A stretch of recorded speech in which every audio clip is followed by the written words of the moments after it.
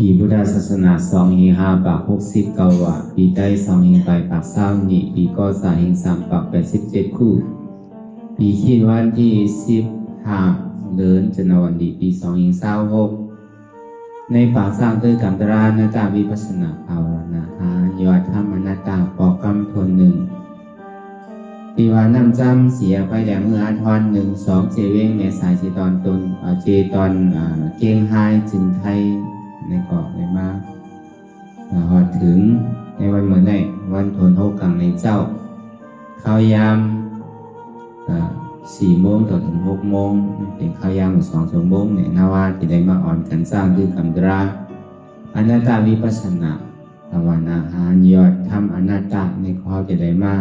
สับแรงรายจามคือกรรมเปลี่ยนเท่าไหร่ได้ไว้วางตัวไว้วางใสในเขาพอดีเป้ตัวเป้ใส่ใดนั่นในก็อ่อนตั้งสูดในกองเขานางขาไก่กุดขาขวาทับต่างขาซ้ายก็ไรอันนั้นขาซ้ายทับต่างขาขวาในก็ไรมือ2 คอนต่างไว้เหนือตาก็ย่าไว้ตัวซื่อๆอย่าไปเคียงก้นน่ะอย่าไปหย่อนย่านก้นน่ะเพราะอย่างในกองเรารับหูเนื้อเปิดวิญญาณปียารับตาเนื้อเปิดตาญาณปียา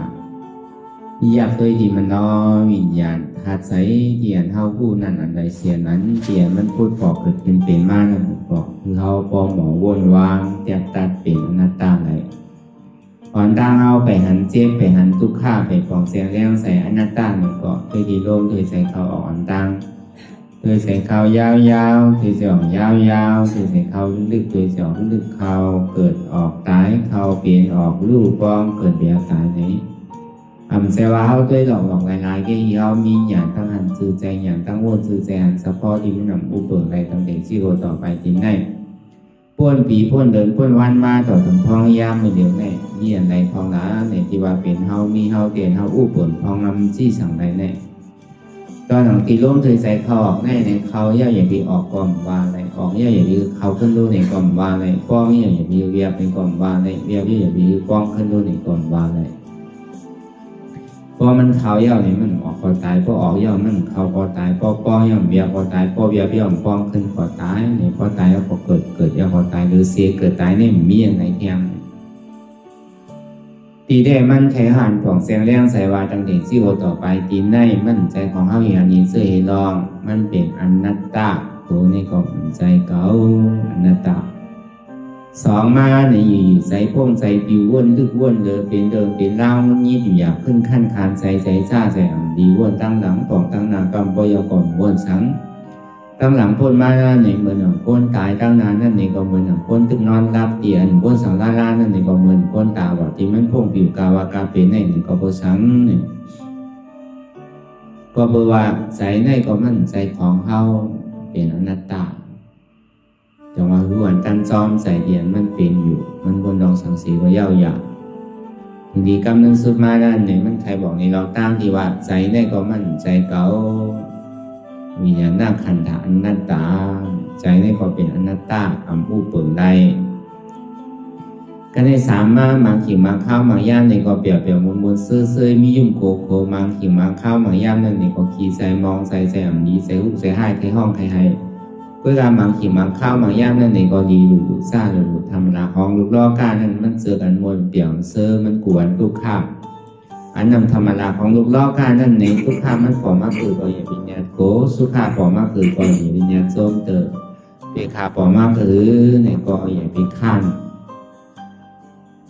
ก็ภาษาในทุกข้าวนี่เขาใครไปแบบตั้งไหนในก่อนป้วนมันไหนเหมือนเก่าเหมือนอย่างเงาเรียนซ้อมคนเขากุฏิกุตามป้นมันไหลในซ้ำดีเลยหรือในดีเลยเห็นผู้ใดอยู่ซ้อมมันไหลทุกข้าวพอเห็นผู้อื่นซ้อมมันไหลเอาไหนเหมือนน้ำในน้ำมันติดกันกูเปิดป้นในโลกรอก้าหรือในก็เลยกูทุกข้าวก็เลยกูอันหยาบอันหยาบอันทุกข้าวเขาก็คืนปองการตาดีไปกูหินกูข้าวยามอันสุขานั่นไหนมันมีดีไหลอยู่จอกไหลสิ่งไหลเนี่ยก็เขาก็ซอขาวกูผ่านกูป้ายก็วันนั้นในพวกเขาบอกผู้เห็นหูอยู่ซ้ำตัวข้าวอะไรเอาในซื้อในก็มันดีกว่าอะไรรวมๆง่ายๆเขาบอกไว้ว่างใส่อะไรรวมๆง่ายๆแล้วก็เปิดหลวงมันในเส้นตามตาดีกว่านี้ป่านนั่นในก็ดีเลยปึงอิงเกษตรทุกข้าวเวรนะ ในเวทนาสามนั้นสุขะทุกขะอุเบกขาสุขะก็มจังปึงอิงได้อุเบกขานั่นในก็มจังปึงอิงได้อย่างเก่าที่ในปึงอิงเนเสทุกขะเวทนาเนี่ยมันจึงมีผาซาตันเปตันนากิเลสานั้นตกไหลก็วันนั้นในตรงบ้องรอปริจจสมุปบาทนั่นในกามเกตันนาในเวทนาที่ได้ส่วนลมแหงไพลูกหินแคมน้ำแหงลมแหงไพลูกเขาสุกน้ำแหงก็วันนั้นในส่วนไพมันลุกๆเหมือนเท่าหุงเขาพอมันหาโพดมากกว่าอย่างวิโยกลมส่วนเป่าลมมันลุกๆไปส่วนไพมันลุกๆไปเขามันจังที่สุกเพราะเขาสุกเขาน้ำก็แหงเหมือนนั้นน้ำเก่าอันเท่ามาต่อสู้มาไว้วางใสมาสุ่นโตอยู่นำคันธาหาเปิงนั่นปันธราตราสังขายาวในส่วนเท่านำตะลาใน2 ชั่วโมงในเป็นถึงมากกว่ายาวอยากเกาติ่มหนึ่งพื้นเกาติ่มต้มค่ายเกาติ่มยายเปิดตามื่นตาติ่มมองขิงมองข้าวมองยามเปิดเป็นถึงก็เกาเป็นสินั้นน่ะเปิดนางซื่อเกาดีนางสินั้นน่ะเปิดเยื่อนไรซื่อในก็เกาดีเยื่อนไรสินั้นนำร้องในมันหน่วยเยืองอันมันเยื่อนไรนั่นเอาเปิ้นพื้นเอากล่อมพื้นนั่นอย่าไปไก่เยื่องแต่เปิ้นใกล้พื้นเอาเปิ้นเฮ็ดไรซื้อเปิ้นพึ่งไรซื้อเปิ้นก็เป็นโกนเอาก็เป็นก้นมันก็สงสารกันไรเพราะว่าเฮาเท่าเปิ้นเท่าหรือเฮาก็มีเนี่ยเพราะว่าเปิ้นปีเฮาปีเปิ้นปีหรือเฮาก็มีเนี่ยเพราะว่าเฮายอมเปิ้นยอมหรือเฮาก็มีเนี่ยเพราะว่าเฮาเรียกมันเรียกหรือเฮาก็มีก็เปิ้นนั่นแหละตะลาเนี่ยมันเลือกเท่าเลือกเรียกเลือกปีเลือกยอมเลือกผู้หญิงผู้ชายไผเฮ็ดก็มันไรไผเฮ็ดก็เป็นอาสานีเป็นก่อหาฐานกูก็เฮาได้เป็นอาสานีนั่นก็เลยเฮาบ่ดีฮัดจนภาวะอะไรนั่นนี่ก็ก้อยกาเปิงหลงมันเตะมือเฮาไปหันเจ็บไปหันสังนี่ก็เฮาก็เอาลองตามสังเวกาตระเรียนเฮาได้โทษได้ยามานั่นเอาเป็นแห้งตู่แห้งใส่เฮาวันหนึ่งเจ้าก็เฮาสิได้เป็นเฮาสิได้เท่าเฮาสิได้ตายมันก็เบิ่นนั้นมือมันย่ำไปตั้นเท่าเต้ๆมือมันย่ำตั้นเป็นเต้ๆมือมันย่ำไปจำตายเต้ๆนั่นนี่ก็เฮาก็ลุกมาพึกเอาคือไรพึกเท่าพึกเป็นพึกตายนั่นน่ะเฮาเฮ็ดการตลาดนี่ป้องเฮาพึกเท่าพึกเป็นพึกตายเท่าก็พึกเท่านั่นน่ะเป็นก็สิได้พึกเป็นตายก็สิได้พึกตายนั่นน่ะจองว่าเท่าก็หลงมอเท่าเป็นก็หลงมอเป็นตายก็หลงมอตายมันจะมีใกล้ยินได้เท่าซื้อเนี่ยเฮาสิได้ทิ้งใจทิ้งศพทิ้งตัวนั่นน่ะกำนำธรรมดาของลูกล้อกล้าหลงในเท่าก็มันปมบ่ทิ้งใจอะไรน่ะบ่ทิ้งศพอะไรบ่ทิ้งตัวอะไรนั่นน่ะก็วันนั้นเฮามาพึกนั่นน่ะนางหือเฮาตีมบ้วนกว่ากาวากาเป็นเนี่ยก็เฮาโดดทิ้งใจนางหือได้เฮาว่ากับได้ว่ากว่ากาวากาเป็นเนี่ยก็เฮาโดดได้ทิ้งศพนางหือได้เฮาตีมได้เฮ็ดกว่ากาวากาเป็นเนี่ยก็เฮาสิได้ทิ้งตัวนั่นน่ะอันนี้ก็แค่ดีทิ้งนั่นน่ะเพราะยิ่งอายุอาสาเฮานำมาตัวโทษเฮานำมาวนอดีตมันมีพรดีลาเตียมันมีพรดีเฮ็ดเตียมันมีพรดีในจังที่กึ่งตันวนกึ่งตันลาดกึ่งตันเฮ็ดพอวนนี้มันมีพรดีลาที่มันมีพรดีเฮ็ดที่มันมีพรดีเนี่ยก็เฮาหมอพึกเฮาหมออยู่เฮาหมอพึกเท่านั่นคำว่าเท่าก็คือเป็นพอดีฮักนั่นน่ะก็บนนั้นก็ทิ้งใจทิ้งศพทิ้งตัวใดเนี่ยเพราะว่าเฮาเท่าก็เฮามีการมีขันอาสาเฮายาก็มีพระอุสุตะตั้งหูตั้งหมอนน้ำเพิ่นเฮาผู้มีปัญญาตั้งหูตั้งหมอนั่นว่านั้นมันมีพรดีลาแต่มันมีพรดีเฮ็ดแต่มันมีพรดีก็ในพึกเปลี่ยนโดเตียนเฮามานั่งหาเจ็บหาทุกข้าวมื้อเดียวนี่น่ะพอมันเจ็บมันทุกข้าวมาใส่เฮาซ้ำเป็นซื่อหือจ่องมันมีตอซาจ่องมันมีรอพาจ่องมันมีโมหะมานะติขิยะกิเลสารวานั่นจ่องมันกลืนเหลือเก่าจ่องมันเหมือนเก่าอยู่นั้นก็มันช่อโล่งห้านี่ก็เฮาก็ทัดด้วยไหลดองรอพาอันใครใครเป็นใครมีนั่นมันนำคือน่ะมันเกโล่งห้านั่นเลยมันดีเกโล่งนั่นน่ะเฮาโหลเฮ็ดถึงไรอันเฮาใครใครเป็นใครมีอันเฮาทางนั่นน่ะเฮาโหลปล่อยภาวะไปเสียงๆก็เพื่อเฮาก็อยู่มาข้าวยามถึงเงี้ยวนใครก็คือก็มันก็คันนั่นก็หนังเก่าไรมากกว่าคันนั่นก็หนังเก่ามันก็มีอย่างเปียกเปิงมาไรหนังก็ซ้ำทุกข้าน้ำมีหนังก็ทุกข้าน้ำมันเฮ็ด เป็นที่อันการเย็นเสื้อสารอะไรอันล้อผ้าใครใครเป็นนั่นเนี่ยเขาก็ซ้ำขึ้นมาวนถ้าสางตัวลองอาเปียตั้งพิษมันไหลมาก็มั่นใจไหลกัดเย็นย้อนมันสองมาก็กะเลยลองต่อซาใจลำใจกำมันเท่าขี้ใจลำขี้ใจกำนั่นสติของเข้าที่ยามมีมันอีกหนึ่งออดหนึ่งเนี่ยก็เป็นอันใจลำใจดีหั่งมันนั่นพอมาวนถ้าสางตัวไหนซื้อต่อซาอันใจลำใจกำนั่นมันชอลงชอลงเนี่ยก็การนั่งหือมันพอดีผู้ยำอะไรนั่นเนี่ยพอเขามันหนังพอมันเจ็บมันขึ้นมาในใจอันเขาเปลี่ยนมาเนี่ยมันปลอมากใครใจล้ำมากมองพอเวลาข้าวยามก็มุงมองหึงหนาเยอะเหมือนแน่อาบ2 ชั่วโมงไป2 นาทีไปแน่เนี่ยมันใกล้เป็นเช่นนั้นนะเดสังมันนั่งในเป๊ะเจ็บพอแต่ในตามเนื้อเมื่อไรดีเย้าเมื่อไรดีพอเนี่ยมันเป็นอันหาตั้งพี่ดูที่มาพอก็มันมีเต็มมีเตะ5 เจ็บอันมาได้2มันตีหายเต็มหายเตะเป็นเหรียญเท่ากันเยอะเนี่ยมันมากกู300,000เปิงพระเป็นเจ้าป้องมากอยู่มากก็ยังติดเถียงพระก่อนเนี่ยพอเขามาทัดตัวใส่ต่อซาเขานั่นจ่องมันชอลงห้าจ่องมันยอมลงห้าเปิงหลวงมันที่เขาอยู่ยอมลงนั่นเนาะมันเจ็บก้นขึ้นเมยแก้นมากก็คือในเกาะเอาใจลองตั้งหัวมุมส้มๆไม่เลยหอบหับตอนมันอย่าไปใจลำใจกำต่อมันอันนี้พอมาวนทัดสางตัวลองตั้งต่อซาเขานั่นมันเบาลงมันชอลงเจ็บตัวก็มันเจ็บใจแล้วพอเป็นนั้นก็ลองการนั้นเท่าไอ้การตาลาเนี่ยก็มันก็คืบหน้ามันก็โตตอนขึ้นก็ในม.5เตียนห้อมหู้นั่นดูเนี่ย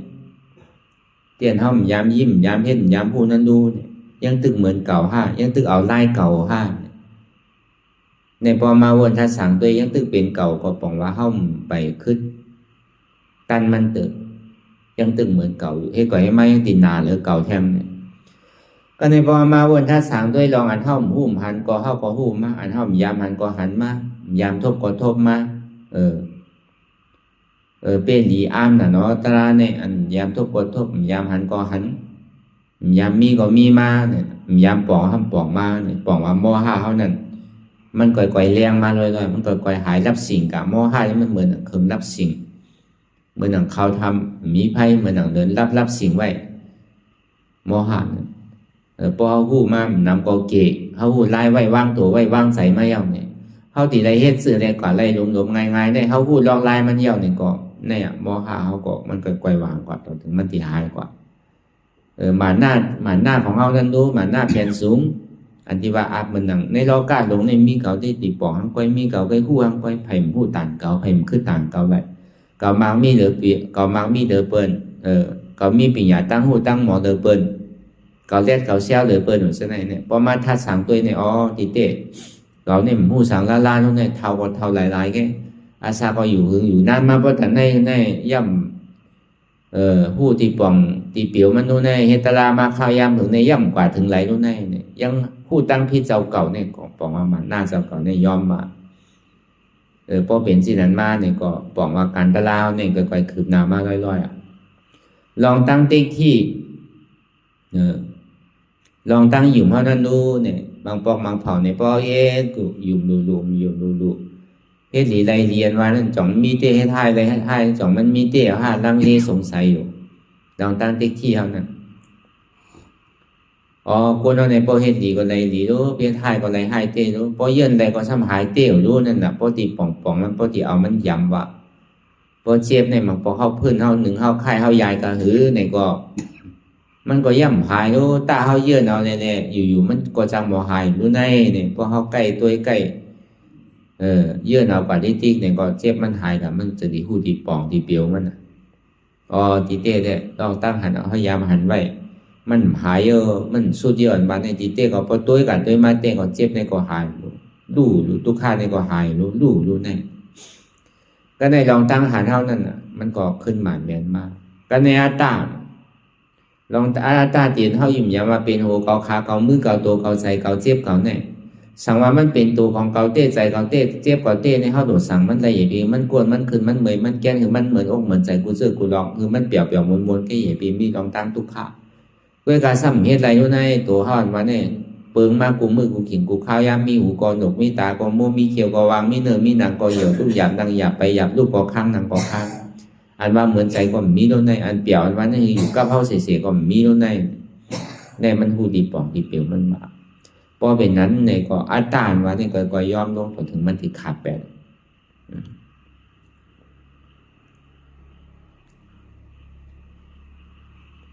ก็ในลองตั้งวิสิกิสาลองตั้งยุ่มย้ำลองตั้งพิษตั้งเปิงอ๋อเหลือเสียนดียุ่มย้ำเหลือเปิงในโลกาหลงในเหลือเสียพระราตราสังขารนี่มียาวรู้เนี่ยพระรานั่นก็เป็นอนัตตาวาจาคอสังกัมสอนพระรานี่ก็เป็นอนัตตาอริยสังขารเขาเจ้าทั้งหมดทั้งเสียงอริยนั่นนี่ก็เบอร์ผู้หันตลาอนัตตาเนี่ยจึงดีฮอดถึงที่เป็นมาเป็นโผรู้ในอันนี้เฮาว่าลองตั้งวิสิกิสาลองอันเฮายุ่มพิษยุ่มเปิงอยู่กับกูเจอกูลองกูสามแสนเปิงป้วนเลยเสียพระราตาสั่งกว่ากับทั้งนั้นอันเฮายำยุ่มยำเกิดหลีมาได้มันเป็นเตียนเฮ็ดเฮาป้วนลองตั้งทุกข้าอะไรได้รู้เนี่ยอันเฮายุ่มยำพระราตาสังขารเนี่ยมันดีอ่อนเฮาป้วนทุกข้าถ้าได้ลองตั้งยุ่มนั่นเนี่ยก็มันก็ก่อยๆพูดบอกมาอ๋อเดือเสียพระราตาสังขารในโลกาหลงเนี่ยมีไผแมดเลยเสียพระราตาสังขารสองวายตนาแก้วแม่สามเปิงอันว่าเนี่ยเป็นอันแม่ตอนต้นเกเดยตนาตั้งนอกได้มันเฮ็ดยตนาในเมืองก้นในสังเมืองนากาในสังเมืองกันหล่นในสังเมืองผีเมืองสังในสังในป้ออภัยในโทษแบงย่าในมันเปี่ยวได้เปี่ยวโจแก็บโจข้าววายเสียนั่นมาตีเลยตุกขาแทงก็กายุ่มยำในพระราตาสังขารในตกน้ำไหลตกไพ่ใหม่กำนึงสุดมามันติปีกอเปสีภูมิมันติเปิดพระตูนิปานก็เปิดพระเป็นเสาแน่เอาสั่งข่าวข้อสั่งกับสอนยังงานถึงเห็นนะสัตวะตั้งหมดตั้งเสียแน่พอดีเลยฮอจอดถึงดีนิปานคือกัดเย็นขอสั่งคำสอนมันเจ้าในก็คือเขาหมอปล่อยว่างกูเจอกูสามแสนเบิ่งอย่าไปติดจับกับไว้คือปล่อยคือพาคือเอาออกอย่างเดียวมันติดมาเขาย่ำเหมือนคือมันพอดีออกนั่นหนึ่งก็สั่งสอนเขาว่าพอได้ผู้ดองตั้งมันนี่แหละพอได้คัดใจในเหตุการณ์มันกว่าอันนี้เขาว่าลองตั้งวิจิกิสาที่นายเมตตานั่นในก็อันเขาพร้อมเขาไม่การตาลาเมื่อไหร่พอถึงขิงข้าวย่ำมาเมื่อไหร่ใครข้านบางปองนั่งอยู่ก็ให้ข้านบ้วนบางปองอยู่ก็ปองขี้ข้านลูกมันพอถึงข้าวยามมันเนี่ยปองไข่ข้านไว้เอาลองตั้งข้านเท่านี้ก็มันก่อมข้านเท่านี้หัวปอเขาอยู่เฮิรนเขาใครลูกขิงไรลูกเขาใครเฮ็ดขิงไรเฮ็ดนั่นน่ะเนาะมันปอใกล้ดังเก่าว่าอยู่เฮิรนเนี่ยเป็นอันหยาบเตะกระโจที่เฮ็ดไรเนี่ยก็พอมาอยู่ในเปิดปังตลาในจังเฮ็ดเสือถึงข้าวยามลูกเฮาไหลลูกถึงข้าวยามนางเฮาติไหลนางถึงข้าวยามนอนเฮาติไหลนอนถึงข้าวยามกินเฮาติไหลกินนี่เฮามาอยู่จำปักเปิงเฮาในจังเฮ็ดเสือข้านบ่กะกาไหลลูกข้านบ่กะกาไหลใกล้พอเป็นนั้นเนี่ยพอมาทัดสางตัวในก็อันเฮายามข้านนั่นนี่ก็มันก็ใกล้มากก็ปองว่ากิเลสาเตียนมันมีไว้มันหนาไว้มันก็ปล่อยวางกว่านั่นปองว่าการเฮาเฮ็ดการตลาดนี่ก็ตัวตอนขึ้นก็ในกุซ่าในใจโพ่งใจปิววนกากาวากาเป็นมีขอบมีแหลงใครวนสังก็วนอยู่ที่บางปองตึงขึ้นก็ป้อมสังรับบางปองน้องอยู่ขายโคอยู่ก็ยังตึงวนอยู่ใจเนี่ยเปลี่ยนแต่นั่นแต่บางปองนางตลาดก็ยังตึงวนอยู่ก้อยการนั่งคือแรงมันติ่มบ้วนนั่นเนี่ยเพราะว่ามันนั่งอยู่เพราะเขาอยากอยู่คือเข้าหนึ่งต้งค่ายมันยายเนี่ยเพราะว่ามันเจ็บมาอย่างทุกขามาอย่างเนี่ยอันใครบ้วนมันเมียวมันมาอยู่ที่หนึ่งอันเดียวมันมาอยู่ที่เจ็บในอันเดียวก็เบอร์นั้นลองไล่อันเท่าเฮ็ดเนี่ยมันสั่งถูกเอาอยู่หลายเพราะใกล้พื้นใกล้หนึ่งที่ก็ใจในผิวที่เจ็บก็ซ้ำเจ็บไปใจก็ซ้ำพ่งปิวอยู่ตียับตีจับอะไรก็มันได้เมื่อหนังลิงเวียนกิ่งนึงเอาจับกิ่งหนึ่งเมื่อหนังมัดกว่าหายากกว่าพอเวียนหายไปแล้วใจเขาเนี่ยมันเหมือนลิงที่มันอยู่ที่มันหนิมมันพอหนิมไรก็การลองไล่กันที่หรือมันหนิมไรเนี่ยพอมันเจ็บพอมันหนิมมาทำมันพอเขาติกะหาสอกหาที่อันมันหนิมที่มันพ่วงกว่ากาวากาเป็นเนี่ยมันก็เบอร์มันมีขอบมีแหลนกว่ากูตั้งใจเนี่ยมันไวหนาเหลือเกินก็การตัดที่หรือใจเขาหนิมไรเนี่ยก็เหลือเสียเขามานั่งอยู่เจ็บมันดีเกิดชื่อทุกข้ามันดีเกิดชื่ออันเท่านังยามนางโยธรรมราก็เอาคืนสูงอันเท่าคืนสูงห้ามเจ็บสั่งในเท่าสำรวจนางมหาปรินเฮ็ดเช่นไหนนางเล็บนางกำเดียวเลยมันดีเจ็บกำเดียวนั่นหามินี่ก็เจ็บกำเดียวก็แค่เลี้ยมันจิ้มได้ ใครรับใครนอนน่ะเนาะเพราะมันเจ็บบ่หรือเสียนอนกันน่ะหรือเสียใครรับกันน่ะบางปอกเจ็บบ่ยังตึกรับหัวน้องตึกนอนนู่นน่ะแล้วก็วันนั้นใครให้ใจนิ่มไรนั่นนั่งเลยใจมันพ่วงผิวในพอหันเจ็บมากกว่าใจก็นิ่มมาหั่งมันหันตุกข้ามมากกว่าใจก็นิ่มมาหั่งมันแล้วก็วันนั้นลอกไล่กับที่ให้ใจนิ่มในดิ่มให้ใจเฮาหวังเบิ่มให้ใจเฮากว่ากาวากาเป็นนั่นเนี่ยก็ดีเลยเอาไล่เนี่ยจังว่าศีลใสใจนิ่มหยานเกิดศีลในมันให้ถึงเฮาตัวใสใจใสสมาธิในมันเฮ็ดให้เฮาตัวนิ่มใจนิ่มอันเฮานั่งเล่มสั่นคอนในใจเฮาตินิ่มมากพอตึกสั่นตึกคอนอยู่ในใจมันนิ่มไหลใจตึกโพ่งติดๆอย่างว่าศีลในเฮ็ดถือตัวใสใจใสพอเฮาสุขสีใจเฮาสุขสีตั้งลานเฮาสุขสีตัวเฮาบ่นทิ้งใจทิ้งศพทิ้งตัวเฮาในห้องว่ามันนอนตุจะเลิก4ว่าจิตุจะมันนอนตุจะเลิก3ว่าจิตุจะเลิก4กายตุจะเลิก3เพราะว่าตุจะเลิก10ปาเนี่ยมันกับกับเลยลงศีลศีลาจังว่าคือเฮาหมดทิ้งใจเฮาหมดทิ้งศพเฮาหมดทิ้งตัวเพราะเป็นนั้นนั่นเพราะศีลใสก็ใจนิ่มเพราะศีลใสสมาธิศีลานี่ให้คือตัวใสใจใสสมาธินี่ให้แล้วตัวนิ่มใจนิ่มสมาธินี่บอกว่าพอเฮานั่งต่างเอาพอเฮาอย่าไปวิตใจวิตกว่าเฮาติกลมตั้งน่ะไปกว่าตั้งหลังอย่าไปค้อนกับค้อนมากกังว่าปีนมันเหมือนเฮาปักไม้นั่นน่ะค้อนกับค้อนมากกว่ามันนิ่มแล้วก็บนนั้นในนังคือแลมันดิ่มค้อนนี่เฮาบ่เย็ดใส่เย็ดแสวนั่นเนาะเหมือนเฮาปักไม้กว่ามันเคยหลวมเฮายังเอาไม้ตอกใส่เอามาหินเย็ดใส่หล่อดินใส่มันนั่นคือบ่ดินนิ่มเหมือนเฮาหนังตะลานี่มันเหมือนนั่นก็พอมันเหงี่ยงก็ตั้งซ้ายใกล้เหงี่ยงก็ตั้งซ้ายเฮาบ่เอาผ้าหมอนไว้รู้ใกล้เหงี่ยงมาตั้งกว่าเฮาบ่เอาผ้าหมอนไว้เอาน่ะพอมันใกล้กว่าตั้งหลังเฮาบ่เอาหมอนไว้ตั้งหลังเอาน่ะพอมันใกล้มาตั้งหน้าเฮาบ่หมอนไว้ตั้งหน้าเอาน่ะมันก็เหมือนเฮาหมอนเสาไว้นั่นนั่นคือมันบ่ตินิ่มนั่นบ่ดีว่าเตก็พอเจ็บไปซ้ำหาลอกไล่ไขควันของที่ก็มันดีกันนิ่มน่ะกว้างที่คู่เสามันนั่นกว้างที่การให้ก่อยให้มาเพราะมันกลางป่นของร่มแปลได้นั่นน่ะเสาเนี่ยก็เบิ่นนั้นหาลอกไล่สื่อก็อย่างนั่นคือมันบ่ตินิ่มนั่นเพราะเป็นนั้นมากก่อนแต่อันพ่งปีนี่ก็มีมันก็นิ่มกว่าหังมันอันนี้บอกว่าลองล่างมาวนทัดสางด้วยเจ้าหนังไหนได้นี่ก็บอกว่าลองตั้งการตลาดเฮาเนี่ยมันตัวตอนขึ้นมันคืบหน้าเนี่ยความไทยว่ามันมีแต่ความเจริญนั่นน่ะมันมีความเสริมก็ในฮีรี่เนี่ยลองตั้งโขเนี่ยมันใกล้มีเนี่ยเพราะหนังตลาดกว่าคือเพราะมันเจ็บมาในสังคืนมาในสังกัดเจ็บตีเก่าตีเหลียวนั่นในสังเจ็บคายอยู่เพราะมันนั่งมาแล้วก็เจ็บตีเก่าตีเหลียว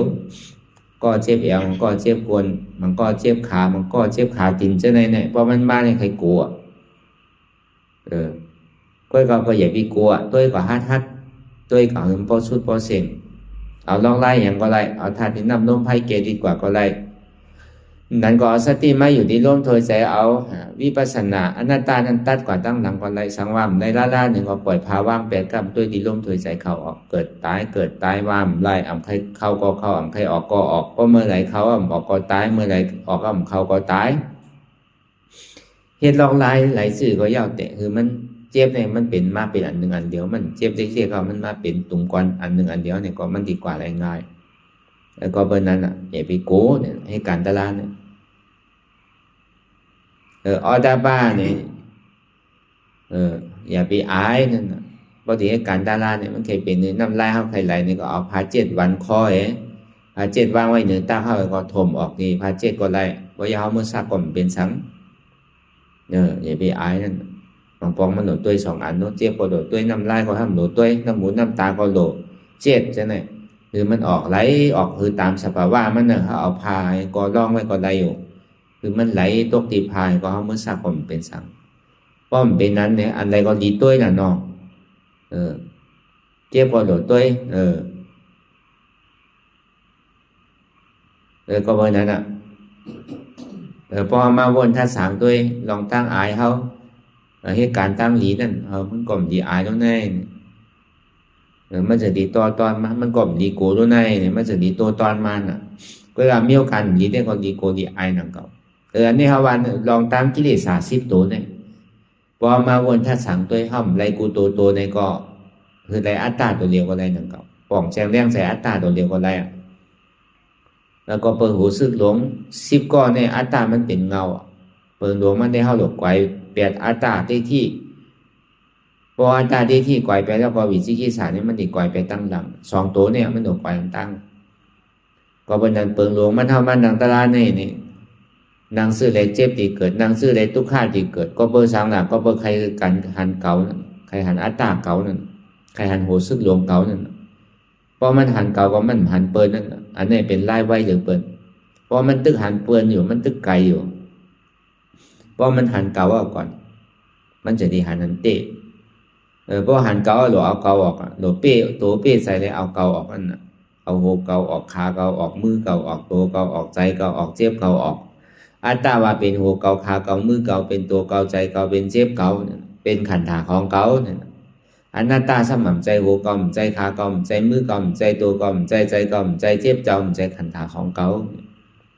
อันนี้หาล็อกไล่ที่ไหนพอมาวนทัดสางตัวจังว่าคือเขาพึกเจ็บพึกไว้นั่นน่ะ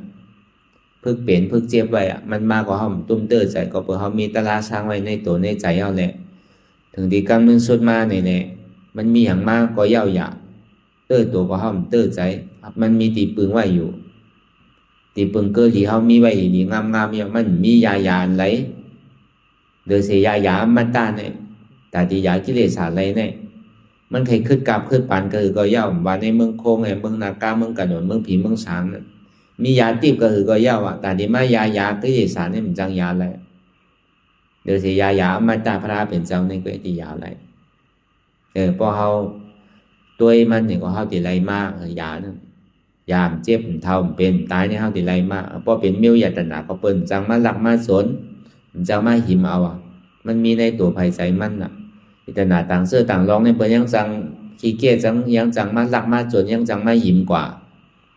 เพื่อยาตนาที่มีไว้ที่ในหมากล้ำหัวใจเนี่ยมีภัยจังมายามาหลักมาสนเขาก่อมจังปันเปิ้นโดยเสียหนูบอกในเปิ้นเงี้ยมันหายไปดังไรมันอยู่ในตัวในใจเขาเสียนั่นแล้วก็เบิ้ลนั้นคือเขาหมอพึกเปลี่ยนไปอ่อนตั้งนั่นพอเขาเปลี่ยนมาเนี่ยก็เขาก็ติ่มกว่าเน่เปิ้นกว่าเน่ปีเน่น้องกว่าเน่ลุงเน่หลานกว่านี้ก็ในก้นเขาก็หมออยู่หมอไว้วางใจกว่าเอาตารางสร้างเขาก็เข้าใจกว่าในก่อนในบนห้องมาเขามาพึกเปลี่ยนเขามาพึกตายในรูปเป็นหื้อเนี่ยนะเป็นคือก็เย่าอย่าสิที่มันใจตัวเก่าใจเขาก็รู้ตายก็ตึงมันก็การดิเลตายก็หนังเก่าเกิดมาภาวะศาสตร์ได้ตายวันหนึ่งก็ตายวันหนึ่งก็การตายก็คือมันตายลีหนึ่งเนาะตายคือมันมีตารายหนึ่งตายหมอตายอันตายห้องตายให้ตายสันตายคอน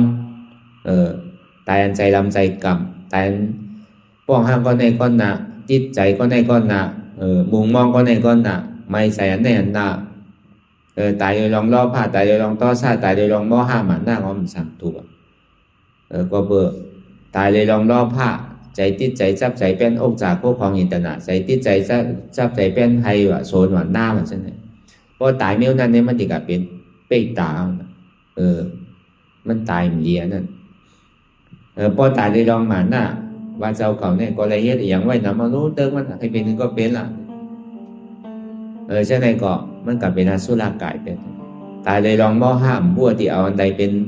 เขาใส่เนี่ยพอเป็นนั้นนะแบบเป็นสตรีสารตายเลยลองต่อซาใจลำใจกับเพราะมันเจ็บแกนมากเกิดขึ้นมาก็เลยเฮ็ดพี่เดินในไว้รู้ก็เลยเฮ็ดพี่ที่เปิดในไว้รู้เนี่ยกลับมานี่มีเนี่ยมันดีพูดมอปอมากกับคุกใจได้อากุโสที่ก็ห้ามดีนั่นก็ตายกับกันตกนาลายจังว่าพอตายก็สำหนุนมอตายนั่นก็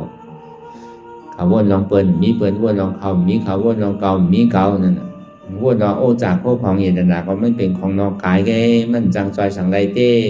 ตอนนั้นเก่าอยู่ดีเป็นไตเป็นเนื้อมันก็ย่ำจอยกับไรเต้ก็วนเช่นไหนกันเนี่ยเขาสันติกว่าตั้งดีมีลองตั้งใส่จิตใจซับใจเป็นผู้ใจอะไรอันใดก็ปล่อยภาว่างใครใดใครเป็นใครเอาอย่ากูซื้อกูลองในแต่เสียตลาเนี่ยมีอะไรที่จอยเท่าไหร่เขาเย็นสั่งไว้เย่าก็เย่าหยา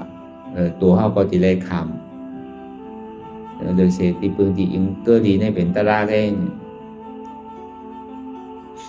giao cóวนถ้าสั่งตัวในอยู่หนำขันตาที่มันเปลี่ยนอยู่เมื่อเดียวเนี่ยอ๋อวันหนึ่งเจ้าก็ที่ได้ผ่านมันก็หนังเก่าที่คือหนุ่มมากกูวันก็ไม่ใจเท่ามากกูวันเท่ามาเลยย่อการในที่หายจ้องก็ซ้ำใจซ้ำหนำมากกูวันตั้งตายมาเนี่ยใครตายก็ตึงที่ได้ตายยาวชื่อก็ตึงติ่มนอนตั้งตายยาวเนี่ยเพราะเขาตายเนี่ยเขาตีใครใครติดมีสังเสียงสังยาวในเตียนเก่ามีอยู่ในก็ไว้ใจที่ไหนก็มันก็ดีกว่าเตียนสั่งถูกพอมันพูดมันล่ามันกัดขาดกระยาวเนี่ยก็มันก็หัวมันตีขึ้นเนี่ยมันจำจางลงเลยพอเขาใกล้เฮ็ดใกล้สร้างใกล้ตื้อใกล้กรรมนั่นบอกว่าอันเขาเฮ็ดอยู่พองยามมือเหลียวเนี่ยเขามาพึ่งเท่าเขามาพึ่งเปลี่ยนเขามาพึ่งตายนั่นน่ะพอหมอเท่าก็มันปันตั้งไม่เป็นนั่นน่ะพอหมอเปลี่ยนก็มันปันตั้งไม่เป็นนั่นน่ะพอหมอตายก็มันปันตั้งไม่เป็นนั่นน่ะตั้งไม่เป็นก่อนปันตั้งไม่เข้าก่อนปันนั่นน่ะมันกะสร้างยานสู่ทางเอามันก็กระเย็นก็หางมันกำลังนี่ก็ดีพึ่งกว่านั้นก็แต่ว่าอันทำมาพึ่งเมื่อเดี๋ยวเนี่ยพึ่งเมี้ยวแน่ใช่นั่งในตีหมอเท่าหมอเป็นนั่งในป๊อปตีหมอตายเปิ้นก็ซักษาเฮาก็ซักษาเปิ้นก็หยาบเฮาก็หยาบ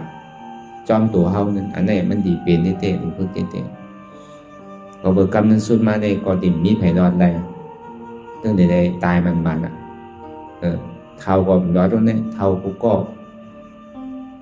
หนุ่มก็ตั้งดีอย่างเขาจู้หาเท่าไว้หนังเก่าเท่าก็สำนีอย่างเขาจู้หาเป็นไงหนังเก่าย่อการนี่ก็มากกูเจอกูสามแชมปึ้งอันยามเป็นก็เป็นยามมีก็มียามทุกข์ก็ทุกข์ย่อการนี้มันมากกูเจอกูลอง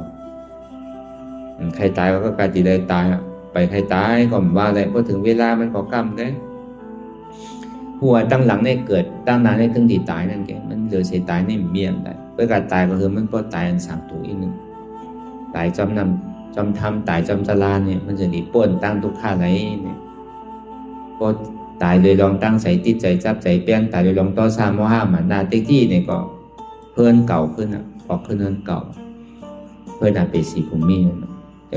นั่นอ่ะก็เพราะนั้นในเรื่องทำมีเนี่ยก็เขาก็หัน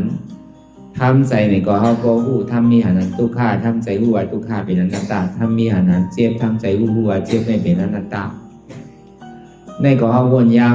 พยายามหึงอย่าไปว่าไพ่ป้นตีอย่าไปว่าเทิงป้นตีอันเขาหันในสังวนในสังหึงพอเพียงเพียงกันกว่าวนต่อถึงเจ็บนั่นพอสุดวนต่อถึงทุกข้านั่นพอสุดตาต่อถึงหน้าตานั่นพอโตพูดขาดกว่าอะไรที่มันพูดก่อเกิดขึ้นเป็นมากนั่นก็คือเขาพอหมอวนวางแตบตัดเป็นอนัตตาไหลไหน